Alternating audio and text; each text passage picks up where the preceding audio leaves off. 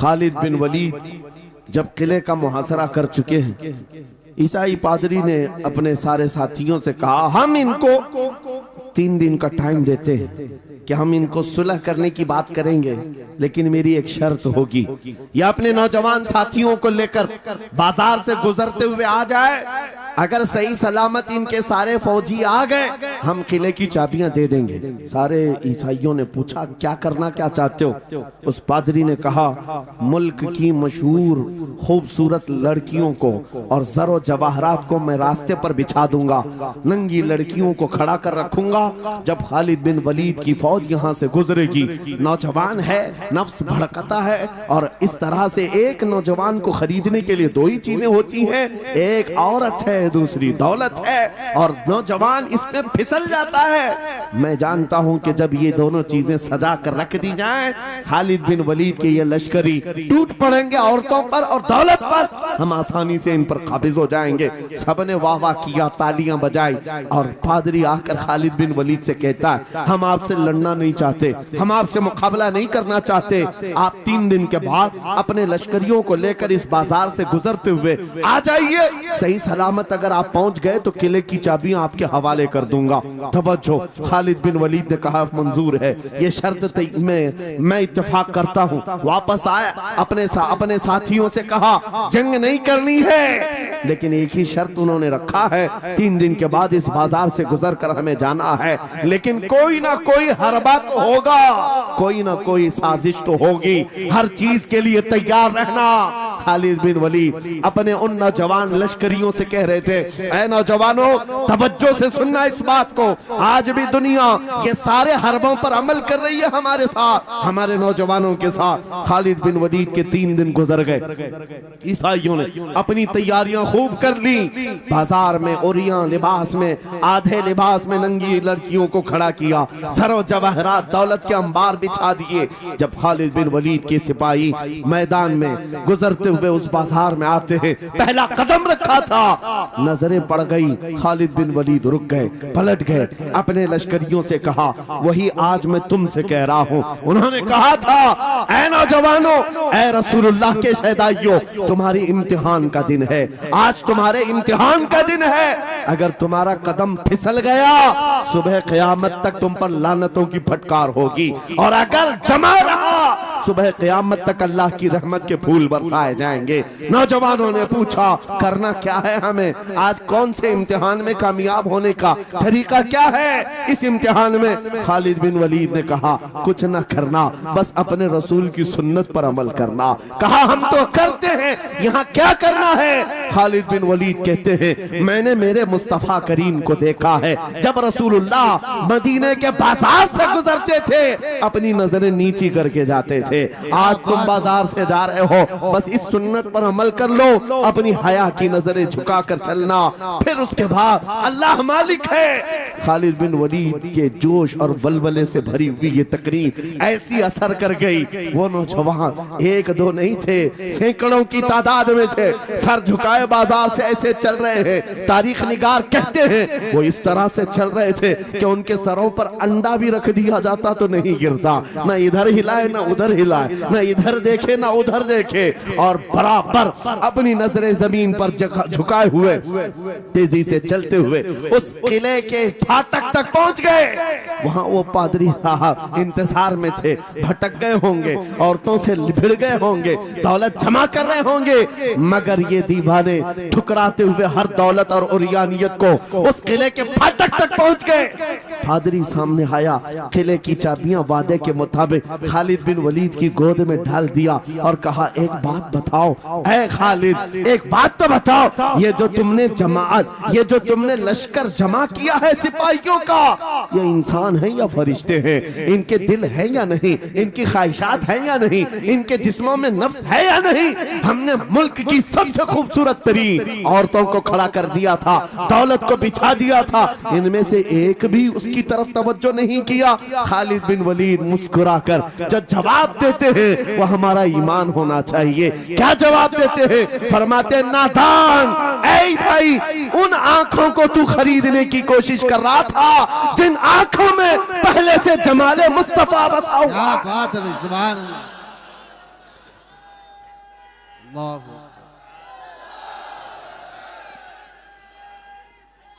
या रसूल।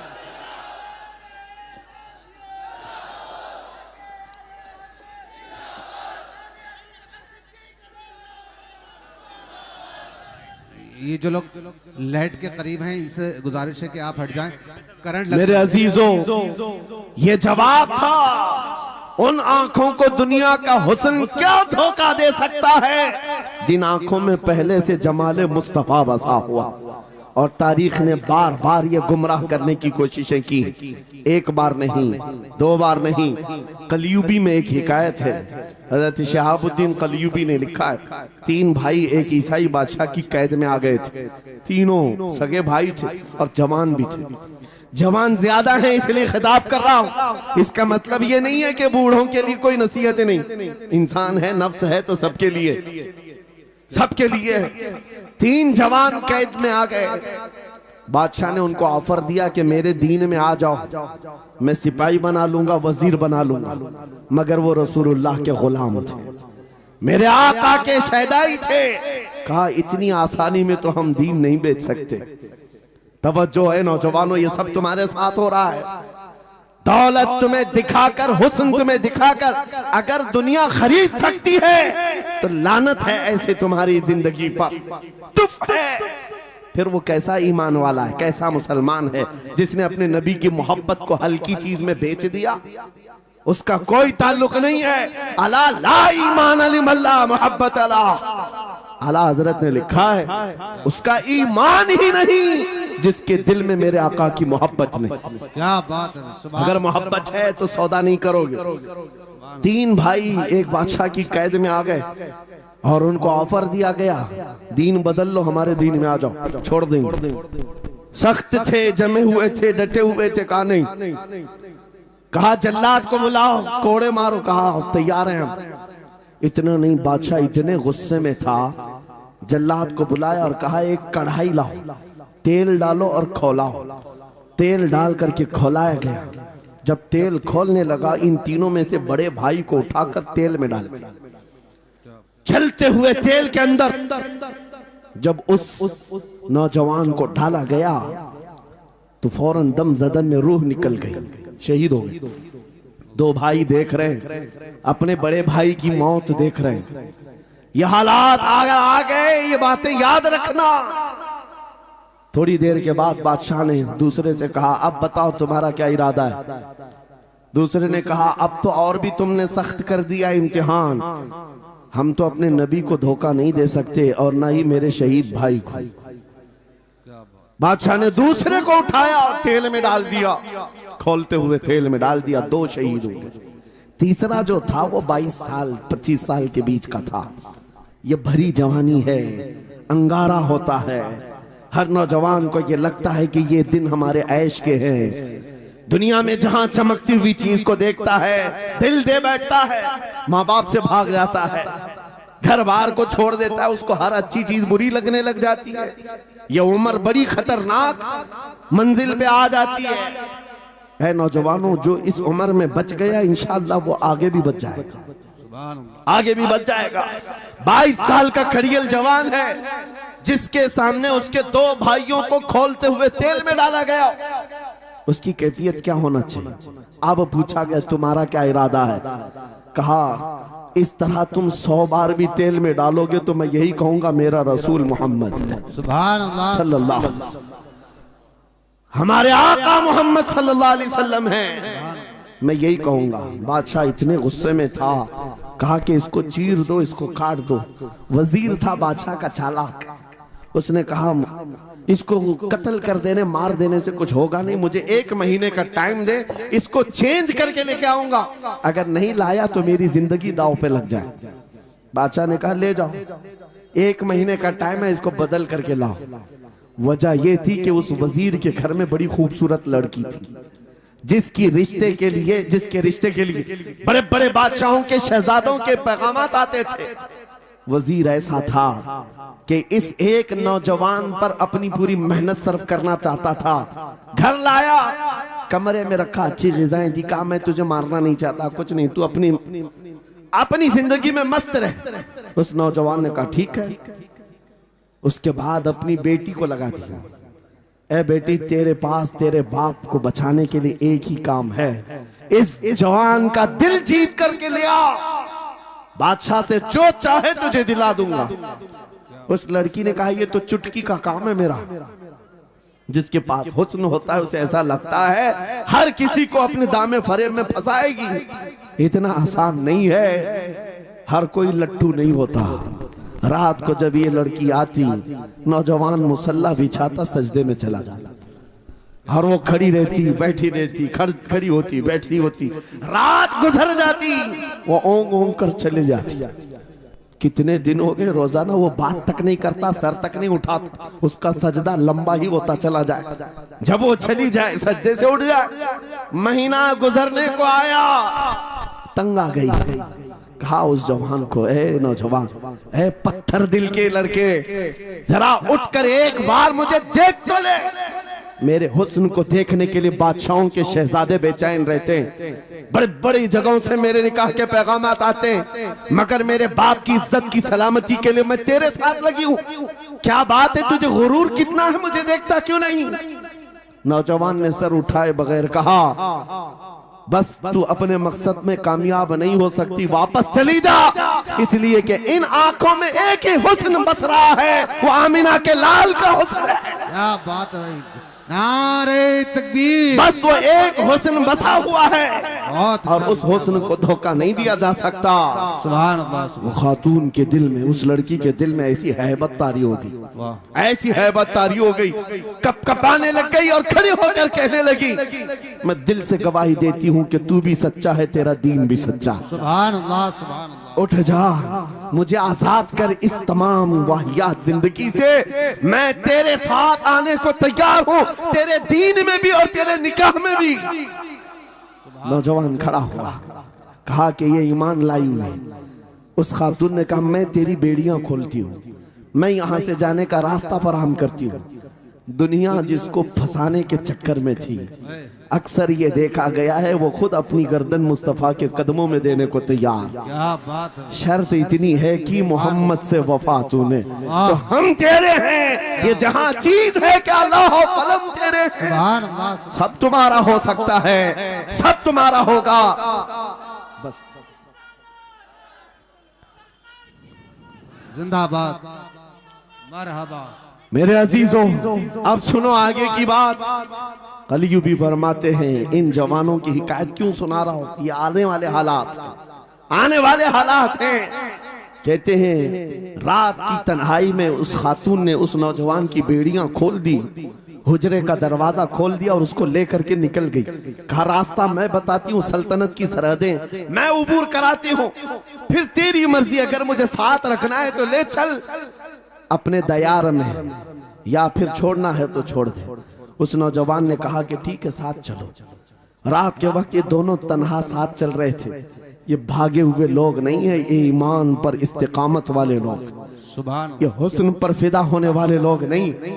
रात के वक्त जब चल रहे थे, आधी रात गुजरी हुई थी, अचानक घोड़ों के दौड़ने की आवाज आई।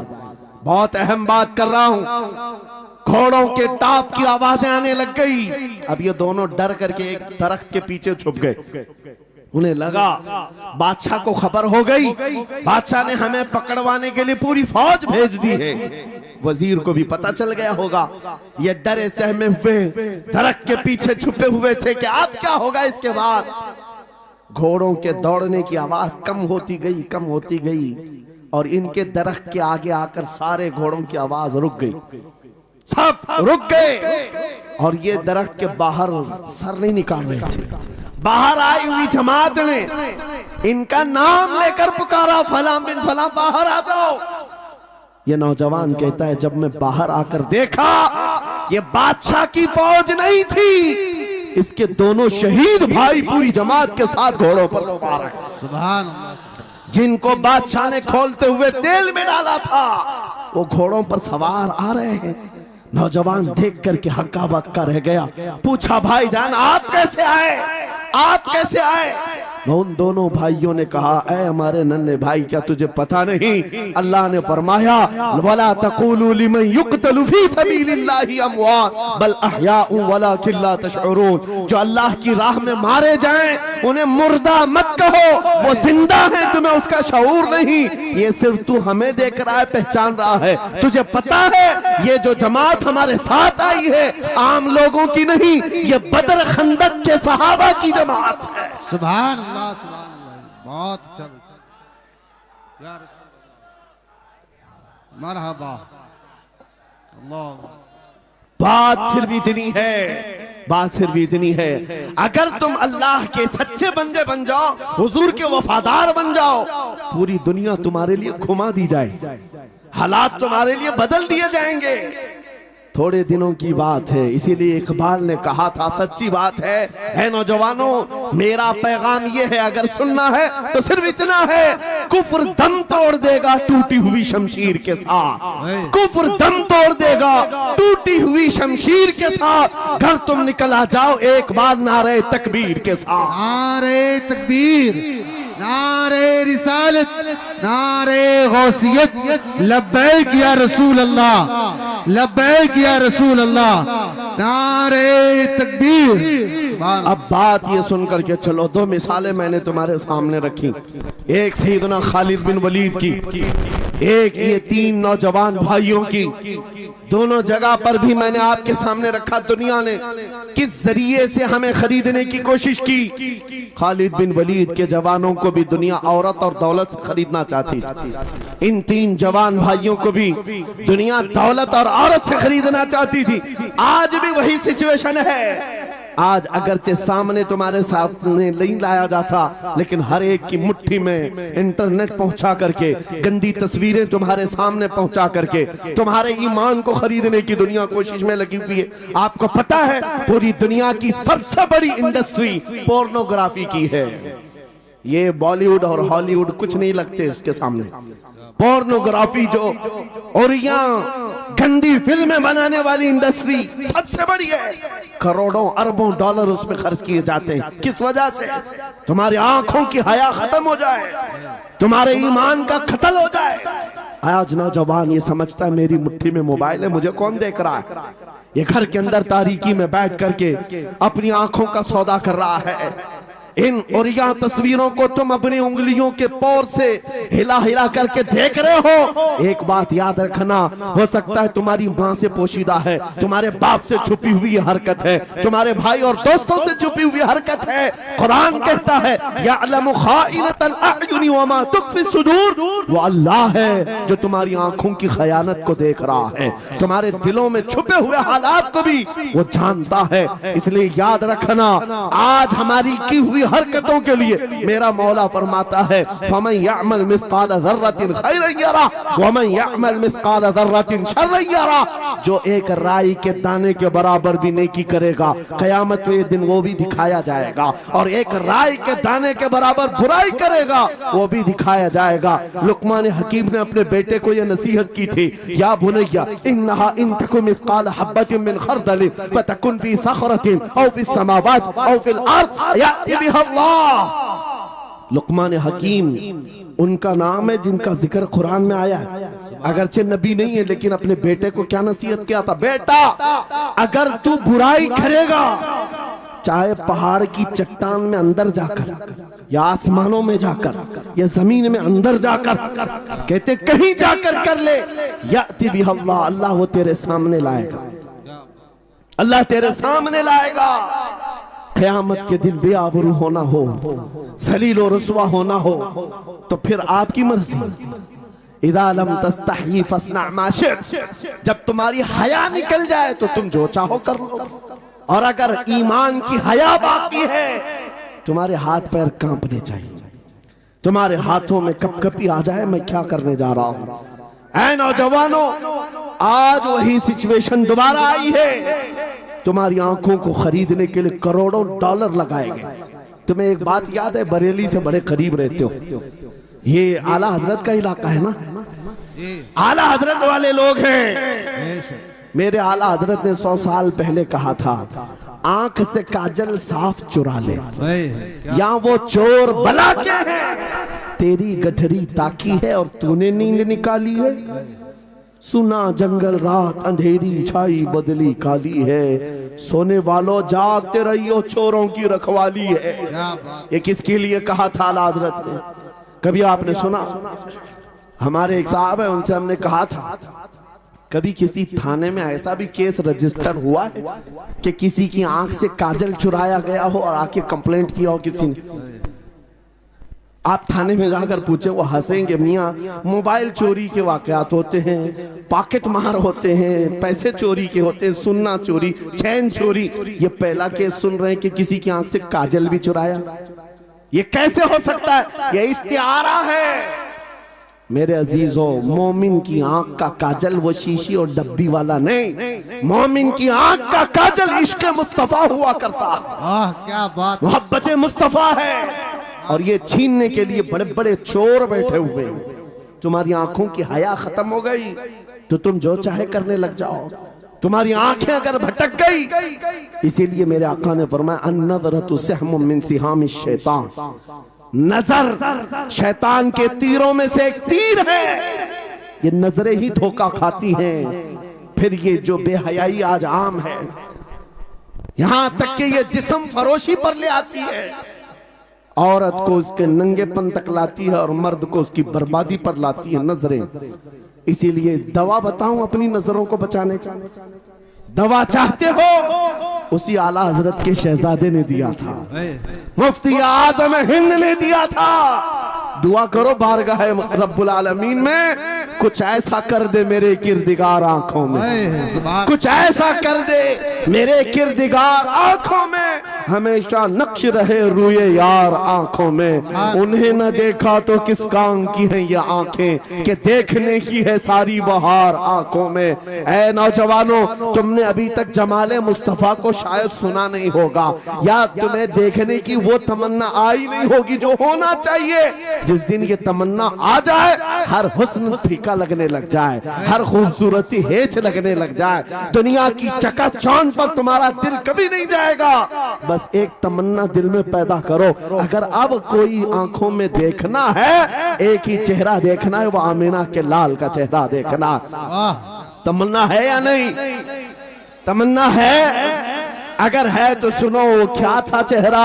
हजरत जाबिर बिन समुरा कहते हैं, एक दिन मैं अपने घर से निकला, मस्जिद नबवी के पास आया, 14वीं रात थी, चांद आबोताब के साथ निकला हुआ था। हजरत जाबिर बिन समुरा कहते हैं, मैं मस्जिद नबवी के करीब आया, इसी वक्त मेरे आका सल्लल्लाहु अलैहि वसल्लम अपने घर से बाहर निकल रहे थे। आपके जिस्म अतहर पर सुर्ख जुब्बा था और अमामा शरीफ था। हजरत जाबिर कहते हैं, कभी मैं रसूलुल्लाह की तरफ देखता था और कभी 14वीं के चांद की तरफ देखता था, कभी इधर देखो कभी उधर देखो। यह हदीस पाक में है। वो सहाबी कहते हैं, मैं ये दिल में सोच रहा था, उस चांद को ज्यादा हसीन कहूं या इस चेहरे को ज्यादा हसीन कहूं। इसी असना में मैं इधर उधर देख रहा था, फिर दिल ने ये फैसला कर लिया जिसको शायर ने कहा है, चांद से तशबीह देना ये भी क्या इंसाफ है, चांद में तो दाग है, हजरत का चेहरा साफ है।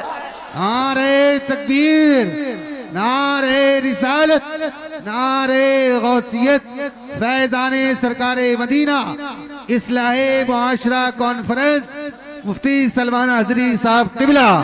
सुबह नौजवानों, तुम्हारे बुराइयों से बेहयाइयों से बचने के लिए एक ही रास्ता है, नजरों में अपने दिल में बसा लो उस जमाले मुस्तफा को। तुम्हारी रात जब हो जाए, तड़प पैदा हो जाए, अब रात के अंधेरियों में मुझे अपने मोबाइल की स्क्रीन पर ये गंदी और बेहयाइयां देख करके नहीं सोना है। इसलिए कि ये एक बात बता दूं नौजवानों, ये गुनाह इसकी लज्जत थोड़ी सी होती है, ये खुजली की तरह है, खुजाओ तो अच्छा लगता है, हाथ छोड़ दो तो फिर जलन शुरू हो जाती है। ये वैसी ही है, चंद मिनटों की लज्जत है, हमेशा का दाग धब्बा छोड़ जाती है। ये एक तरह का दाग तुम्हारे ईमान पर, तुम्हारे जिस्म पर छोड़ जाती है। इन बेहयाइयों से निकलो, अपनी आंखों को हया दो, अपने ईमान को जिला बख्शो, और तुम्हारे लिए एक ही जरिया है, बसा लो नजरों में उस जमाल मुस्तफा को। दिल के अंदर एक तमन्ना बेदार हो जाए कि मुझे देखना है मेरे मुस्तफा को। वो तमन्ना क्यों नहीं आती जो फाजिल बरेलवी इमाम अहले सुन्नत मदीने जाकर के करते हैं। जब हर कोई जाकर के क्या मांगता है, या रसूल अल्लाह हमारे घर में ये फलां चीज नहीं है, ये मुझे अता हो जाए, बेटा नहीं मिल जाए, बेटी नहीं मिल जाए, तिजारत नहीं चलती, वो मिल जाए। मांगने वाले हर कुछ मांगते हैं, लेकिन आशिक रसूल जाता है बारगाह मुस्तफा में, कहता है या रसूल अल्लाह बस एक बार आपके चेहरे का दीदार चाहिए, सुभान अल्लाह, एक बार दीदार चाहिए। उन्हें न देखा तो किस काम की है ये आंखें कि देखने की है सारी बहार आंखों में। और जब नजर आ जाता है वो जमाले मुस्तफा, तो फिर बरेली की आवाज आती है, पेशे नजर वो नौ बहार, सजदे को दिल है बेकरार, रोकिए सर को रोकिए, हाँ यही तो इम्तिहान है। पीर मुहर अली शाह रहमतुल्लाह अलैह गोलड़ा शरीफ के एक आशिक रसूल हैं, पाकिस्तान के रहने वाले, बारगाह मुस्तफा में आए थे और उन्होंने भी सवाल किया था, आका आपको देखना चाहता हूँ, आका आपको देखना चाहता हूँ। जब जियारत नहीं हुई तब उन्होंने ये कहा था, कितने मेहर अली, कितने तेरी सना, गुस्ताख अखे कितनी जारियां। पंजाबी शायर थे, उन्होंने कहा था मेहर अली तेरी हैसियत क्या है, तेरी वकात क्या है, तेरी आंखें कहाँ की सवाल कर रही है, वो रसूल किरामी वकार की जात, और तू एक गुनहगार। ये अपनी आजिजी पेश किया, लेकिन दरबारे रसूल से निकलकर चंद मंजिलें तय क्या किया था। एक मकाम पर असर की नमाज अदा कर रहे थे, नमाज से फारिग होते हैं, सामने देखते हैं जलवे मुस्तफा नजर आ रहा है, मेरे आका बेहिजाबाना तशरीफ लाए। और फिर जब वो हुस्न नजर आया, पीर मेहर अली ने पुकार कर कहा, मुख चंद बदर शाशानी ये, माथे चमके लठ नूरानी ये, काली जुल्फ ते अख मस्तानी ये, मखमूर अखे हिन मद भरिया, उस सूरत नू मैं जान अखा, जान अखा की जान जहां अखा, सच अखा रब दी शान अखा, उस शान तो शाना सब नबिया, सुभान अल्लाह मा अजमल का, मा अकमल का, मा अहसन का। कितने मेहर अली, कितने तेरी सना, गुस्ताख अखी कितनी जारियां। ये पंजाबी शायर थे, लेकिन बरेली के हस्सानुल हिंद आशिक रसूल ने जब मेरे आका को देखा था, वापस आकर के क्या कहा था पता है, यूं कहा था, वो कमाल हुस्न हुजूर है कि गुमान नक्श जहां नहीं, यही फूल खार से दूर है, यही शम्मा है कि धुआं नहीं, तेरे आगे यूं है दबे लचे फसहा अरब के बड़े बड़े, कोई जाने मुंह में जुबान नहीं, नहीं बल्कि जिस्म में जा नहीं, करूं मदह अहले दुवल रजा, पड़े इस बला में मेरी बला, मैं गदा हूं अपने करीम का, मेरा दीन पा रहे ना नहीं। वो बरेली के इमाम ने पुकार पुकार कर कहा था, मेरा नबी कैसा दिखता है, मेरा नबी कैसा है, तुम्हें पता है? सारे अच्छा रहमानिर्रहीम, कुल इन कुंतुम तुहिब्बूनल्लाह फत्तबिऊनी युहब्बुकुमुल्लाह व यगफिर लकुम दुनूबकुम वल्लाहु गफूरुर रहीम। सदक़ल्लाहु मौलाना अज़ीम। बारगाह रिसालत मुआब सल्लल्लाहु तआला अलैहि वसल्लम में एक बार दुरूद पाक का हदिया पेश करें। अल्लाहुम्मा सल्लि अला सय्यिदिना व मौलाना मुहम्मदिन मअदनिल जूदि वल करम व आलिहि व अस्हाबिहिल किराम व इब्निहिल करीम व बारिक व सल्लिम सलातन दाइमतन सरमदन अबदा। आज हल्द्वानी की तारीख में एक अजीम समा रूहानी मिशन की तरफ से कायम की हुई रूहानी मजलिस में ऐसा लगता है हवा का मौसम बता रहा है, वो जुल्फ अपनी लहरा रहे हैं। क्या बात है भाई, सुभान अल्लाह। सवारी तैबा से चल पड़ी है, हुजूर तशरीफ ला रहे हैं। सुभान अल्लाह। वो आएंगे, आते होंगे, अभी आएंगे, वो आएंगे, आते होंगे, अभी आएंगे, यही सोच के हमने महफिल को सजा रखा है। अज़ीज़ान गिरामी वक़ार, मुहिब्बे गिरामी, फाजिल जामे हज़रतुल अल्लामा मुफ्ती नईम अज़हरी साहब हज़रत अल्लामा मुफ्ती शाहिद अज़हरी साहब और दीगर उलमाए ज़वील एहतराम जो यहाँ पर मौजूद हैं, मशकूर व ममनून हूँ इनकी इज़्ज़तों का। मुफ्ती नईम साहब क़िबला ने जो कुछ भी मेरे मुतालिक तारुफ कराया, मैं हेच मदा उस लायक नहीं हूँ। अल्लाह मुझे उनके हुस्न ज़न के मुताबिक बना दे। यकीनन वो मेरी सोहबत नहीं बल्कि मैं उनकी सोहबत हासिल किया, और माशाअल्लाह ये वो उलमा हैं जो अपने दौरे तालिब इल्मी में भी अपनी सलाहियतों और अपनी अखलाक की बुलंदियों की एक छाप छोड़ते हैं। हमारा इंट्रोडक्शन तो सिर्फ इतना ही है जो दुनिया आज हमें पहचानती है। या रसूल अल्लाह, तेरे इश्क की बदौलत मुझे जिंदगी मिली है। वाह क्या बात है। मेरी बात बन गई है तेरी बात करते करते। है जो जिंदगानी बाकी ये इरादा कर लिया है, तेरे मुनकिरों से आका मैं मरूंगा लड़ते लड़ते। क्या बात है। बड़ी अजीब बात है। मैं आप हजरात के दरमियान यहाँ आया, इलाके की जोग्राफियत मालूम करना मेरी आदत रहती है। इत्तेफाकी बात है, मौलाना शाहिद साहब अजहरी ने ये मुझे बताया कि ये चौक भी मुजाहिद चौक कहलाता है, सुभान अल्लाह। और यकीनन यहाँ मुजाहिदीन को होना भी चाहिए। और शायद 17 नंबर भी है कुछ, जो हमारे बद्र की तारीख भी है। क्या बात है भाई, सुभान अल्लाह। जहाँ 17 नंबर बद्र की तारीख याद दिलाई जाए और नाम भी मुजाहिद हो, तो वहाँ के बंदे को बुज़दिल होना ज़ेब नहीं देता। क्या बात है भाई। नारे तकबीर, नारे रिसालत, लब्बैक या रसूल अल्लाह, लब्बैक या रसूल अल्लाह।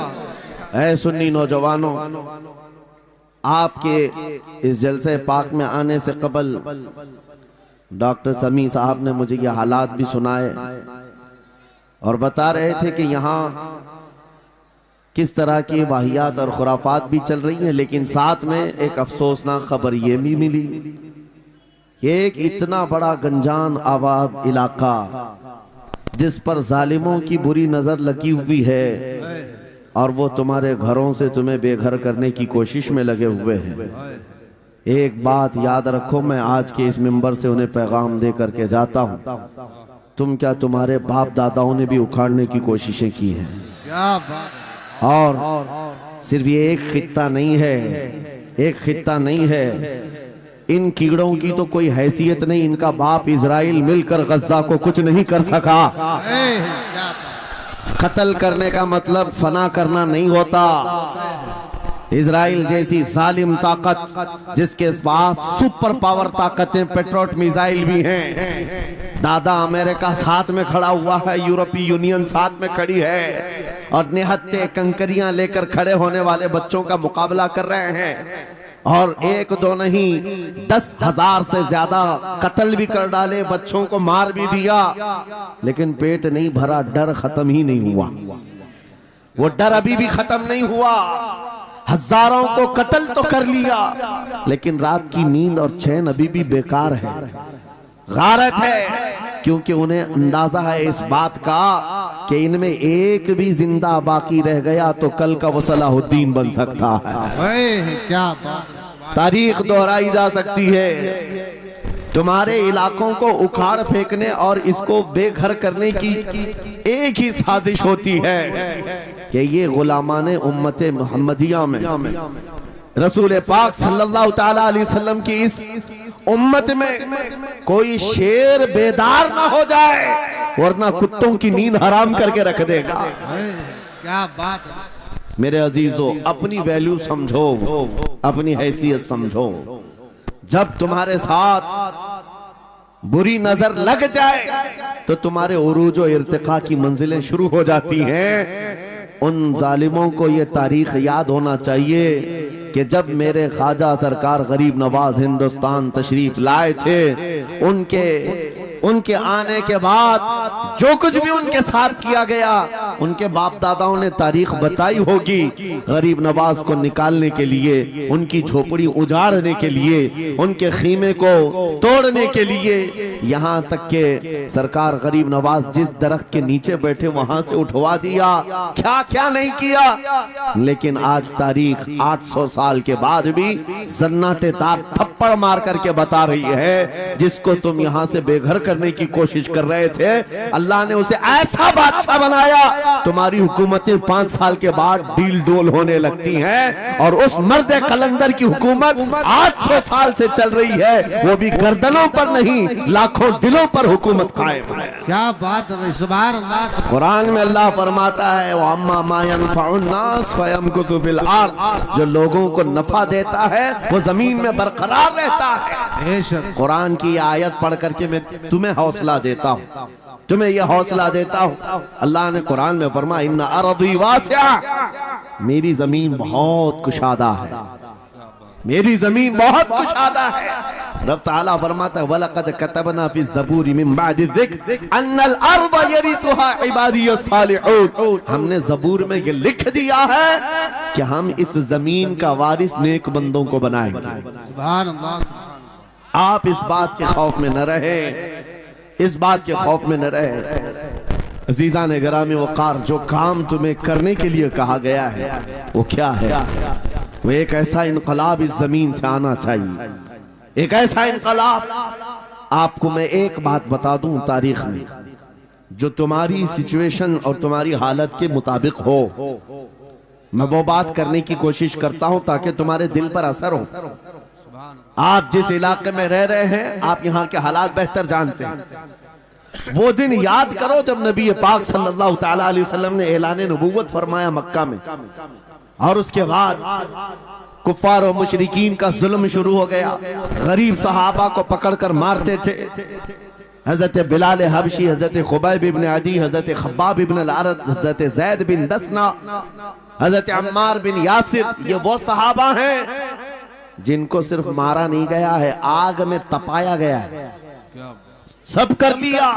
मॉब लिंचिंग मक्का के जालिम करते थे बहुत। और एक दिन ऐसा आया, तवज्जो, मैं जो कहने जा रहा हूं, नबी पाक सल्लल्लाहु तआला अलैहि वसल्लम हरम पाक में दाखिल हुए, मस्जिद हरम में आए। खाने काबा की चाबी उस वक्त उस्मान बिन शैबा के पास हुआ करती थी, जो ईमान लाए हुए नहीं थे। ये हजरत उस्मान गनी नहीं है, वो दूसरे उस्मान है। उस्मान बिन शैबा के पास काबे की चाबी होती थी। हुजूर पाक सल्लल्लाहु अलैहि वसल्लम ने उनके पास आकर के कहा, उस्मान काबे की चाबी दो, दरवाजा खोल के मैं अंदर जाना चाहता हूं। उन्होंने कहा, नहीं, तुम हमारा दीन छोड़े हुए हो, हमारे दीन से तुम बरगश्ता हो, मैं तुम्हें काबे में अंदर आने नहीं दूंगा। किससे कहा? कायनात के आका मौला रसूलुल्लाह। हुजूर ने कुछ नहीं कहा। तवज्जो, मेरे आका ने फरमाया, उस्मान याद रखना, एक दिन ये चाबी मेरे पास होगी, और ये चाबी मैं जिसको चाहूंगा दूंगा, और कयामत तक उससे कोई चाबी छीन नहीं सकेगा। सुभान अल्लाह, सुभान। इतनी बड़ी बात, जबकि मक्का के हालात बहुत अलग थे। जगह जगह सहाबा को मारा जा रहा था, और छुप छुप करके इस्लाम की तबलीग की जा रही थी। उस जमाने में मेरे आका फरमाते हैं, उस्मान ये चाबी एक दिन मेरे हाथ में होगी काबे की, मैं जिसे चाहूंगा अता करूंगा, और फिर कयामत तक उससे कोई चाबी नहीं छीन सकेगा। यह हदीस पाक में मौजूद है। उस्मान बिन शैबा कहते हैं, पहले तो मुझे हंसी आई, क्योंकि ये खाने काबा की चाबी की जिम्मेदारी आम नहीं होती, खानदानी है, बरसों से चली हुई विरासत के साथ आती है। और ये इस तरह से मुझे कह रहे हैं कि चाबी इनके पास चली जाएगी। और फिर उस्मान बिन शैबा कहते हैं, इनके हालात देख करके तो लग नहीं रहा था कि चाबी जाएगी, लेकिन जलाल जिस अंदाज में गुफ्तगू हो रही थी, ये देखकर डर भी लग रहा था कि कहीं ये सचमुच चाबी ले तो नहीं लेंगे। फिर उस्मान बिन शैबा कहते हैं, वो हालात भी आ गए कि जब रसूलुल्लाह हिजरत करके चले गए मक्का से, सहाबा भी घर बार छोड़कर चले गए। उस्मान बिन शैबा कहते हैं, आप तो दिल मेरा चौड़ा हो गया, कहां मुझसे चाबी लेने की बात कर रहे थे, कहां इनका घर भी नहीं बचा। घर भी छोड़कर जाना पड़ा। अगर कल तुम्हारा घर छोड़कर जाना पड़े तो मेरी ये बात याद रखना, इस हदीस को याद रखना। हुजूर पाक हिजरत करके चले गए, सहाबा भी अपने घर बार सब छोड़कर मदीने चले गए। उस्मान बिन शैबा कहते हैं अब तो मेरा सीना चौड़ा था, कहां ये चाबी की बात करते थे, कहां अपना घर भी नहीं रख सके। साल गुजर गया, 2 साल गुजर गए, 3 साल गुजर गए, 4 साल गुजर गए, 5 साल गुजर गए, 6 साल गुजर गए। हिजरत के बाद फिर वो दिन आ गया जब नबी पाक सल्लल्लाहु अलैहि वसल्लम 10,000 सहाबा के साथ 20 रमजानुल मुबारका को मक्का में फातह मक्का बनकर दाखिल हो रहे हैं। सुभान अल्लाह, सुभान। 6 साल के बाद वापस ही है जब हुजूर तशरीफ लाए। मक्का की गलियों में अब मुकाबला करने की किसी की हिम्मत नहीं थी, ताकत नहीं थी। हुजूर पाक जैसी हरम मक्का में दाखिल होते हैं, सारे इधर उधर छुप करके भाग रहे थे जिन्होंने जुल्म किया था अपने दौर में।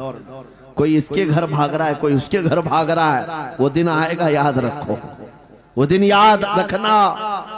कुफ्फारे मक्का भाग रहे थे, जान बचा रहे थे, और मेरे आका काबे के पास खड़े होकर के ऐलान कर रहे थे आज तुम्हारी जान बख्श दी गई है, आज तुम्हारे लिए रहमत का दिन है, हम आज किसी के साथ मुकाबला नहीं करेंगे।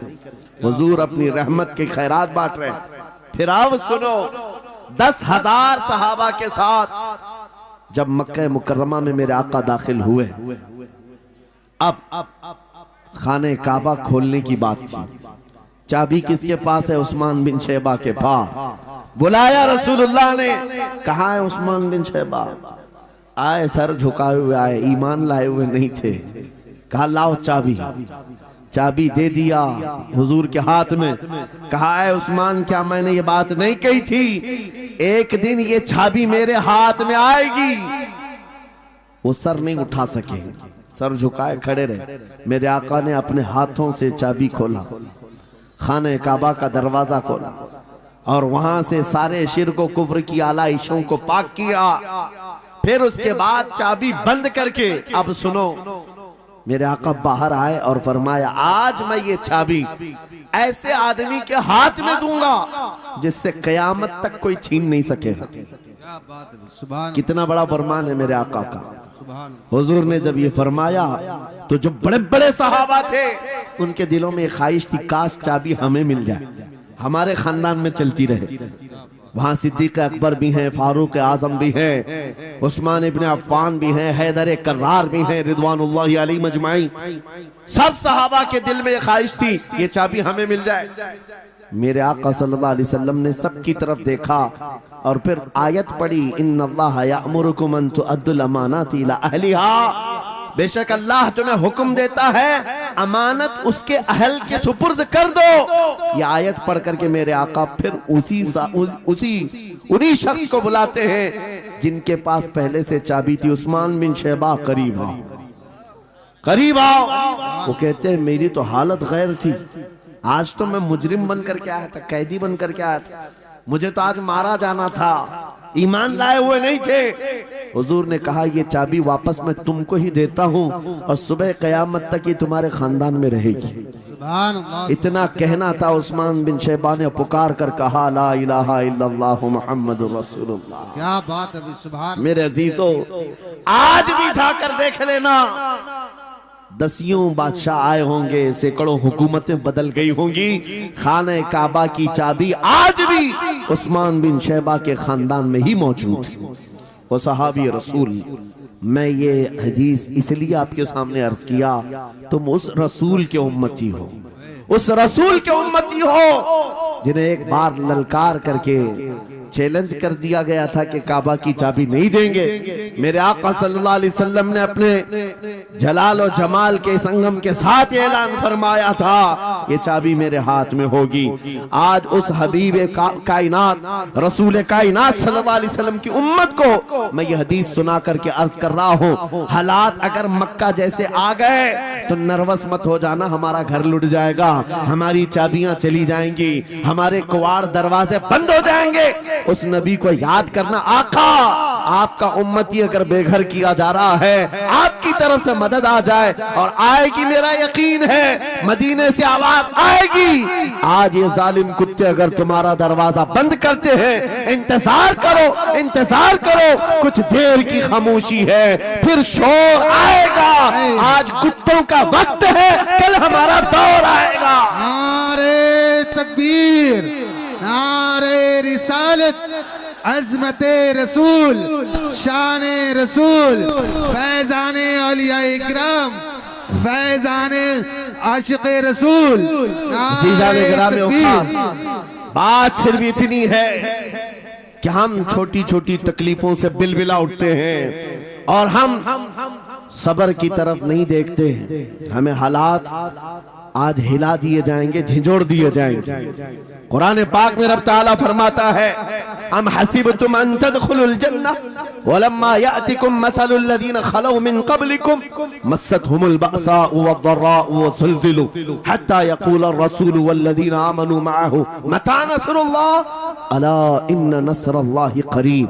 मेरा रब फरमाता है, क्या तुम ये सोच कर बैठे हो कि ऐसी ही जन्नत में दाखिल हो जाओगे और पहले वालों को जिस तरह तकलीफें आई तुम्हें नहीं आएंगी? उनको हिला दिया गया था, यहाँ तक कि रसूल ने भी और उनके साथ ईमान वालों ने भी ये कह दिया, ये कहने लग गए अल्लाह की मदद कब आएगी? आगाह हो जाओ, अल्लाह की मदद बहुत करीब है। कुरान की आयत है। तुम अगर ये गुमान करके बैठे हो कि यूं ही जन्नत में चले जाए, हाँ यूं ही हम सारी मंजिलें तय कर लेंगे, जिसका जितना ईमान होगा उतना वो आजमाया जाएगा, उतने इम्तिहानात से गुजारा जाएगा। आज ऐ नौजवानों, तुम्हारे इम्तिहान का वक्त करीब आने वाला है। तुम्हें क्या करना चाहिए? क्या करना चाहिए? इम्तिहान देने के लिए तैयार रहना चाहिए, वरना हवाओं की कीड़े मत बनना। आज हवा उनकी चल रही है तो उनकी जय जय करेंगे, कल इनकी चल रही है इनकी जय जय करेंगे। ईमान वालों की ये मेयार नहीं है। जो ईमान वाला है वो हर आंधी में डटा रहता है, जमा रहता है। खालिद बिन वलीद को याद करो, एक लश्कर लेकर के वो एक इलाके में गए थे। तवज्जो है नौजवानों, हाँ मैं देख रहा हूं बहुत सारे खड़े हुए हैं और बैठे हुए भी हैं। जो जैसा है वहीं जमा रहे, क्योंकि ये महफिल रसूल है, महफिल रसूल है। जाहिर सी बात है, खड़े होने वाले वो भी उतना सवाब हासिल करेंगे, बैठे हुए भी। लेकिन कुरान कहता है ला यस्तविल काइदून, यानी बैठे हुए लोग खड़े हुए लोगों के बराबर नहीं होते। खैर, बात यह है कि आप अपना जहन इस तरफ रखें। खालिद बिन वलीद, उस अजीम मुजाहिद की बात कर रहा हूं रदी अल्लाह तआला अन्हु। एक लश्कर लेकर, नौजवानों का लश्कर था, एक ईसाई किले का मुहासरा कर लिया। और किले का मुहासरा करने के बाद अंदर सख्त लोग थे, मुकाबला कर रहे थे, लेकिन किला फतह नहीं हुआ। अब अंदर वालों ने यह मशवरा कर लिया, जो बड़ा राहिब था, पादरी था, कहा ये खालिद बिन वलीद है, इससे लड़ना आसान नहीं है। ये जहां जाता है फतह के झंडे गाड़ कर आता है। उसने जो गुरु घंटाल था सबको जमा किया और कहा मैं एक तरीका ढूंढा हूं, इसके जरिए से इनके ऊपर हम कामयाबी हासिल कर लेंगे। सबने कहा हम इत्तेफाक करते हैं। कहा क्या तरीका है? गुरु ने कहा, पादरी ने कहा, ये बैठाए ये सब चीजें महफिल रसूल के आदाब नहीं,